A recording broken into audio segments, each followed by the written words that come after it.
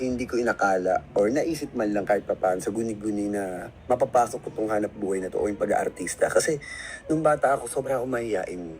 Sabi ko nga, bata pa lang ako, bulol na ako eh. Utal parang ganun ako eh.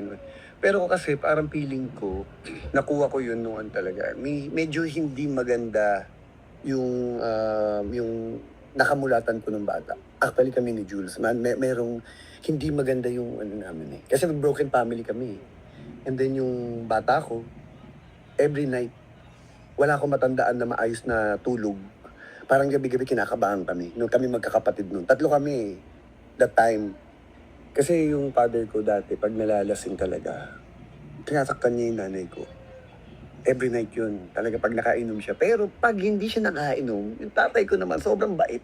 Sobrang mahihain. Pero pag nakainom na siya, nag-i-split yung personality. Siya na yung siga dun sa buong lugar namin. Talagang dumarating sa point na natutulog kami, babarilin yung bahay namin.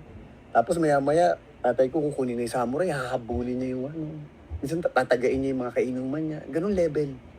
Tapos nakikita namin kung paano niya sasaktan nanay ko. Ako ang taga-takbo. Mula sa kwarto namin sa taas, tatakbo ko. Hindi ko pa mabuksan yung mga pintuan namin, yung lock. Pinupukpok ko pa ng walis para mabuksan lang. Tapos tatakbo ko ng tatlong street, papunta sa bahay ng lola ko. Para gisingin ang lola ko. Kasi ang lola ko lang ang nakakaawat sa tatay ko. Pag binubugbog niya yung mami ko. Yung mami ko tuloy, nanay ko. Parang yung mama ko. Nag-i-English ako eh. O, di ba? Tapos, ayun, every night. Tapos, hanggang sa, sabi ko nga siguro, I think, nung ano na yun, siguro mga 4, medyo may ano ka na, may naaalala ko na, from 4 to 9 years old ako. Talaga, parang every night, ganun yung pakiramdam ko. Kaya nga, meron ako nung high school ako. Sabi ng teacher ko, pag nasa school ako, sabi ng teacher ko, ba't bulong ako ng bulong? Kasi pag kunyari, tapos recitation.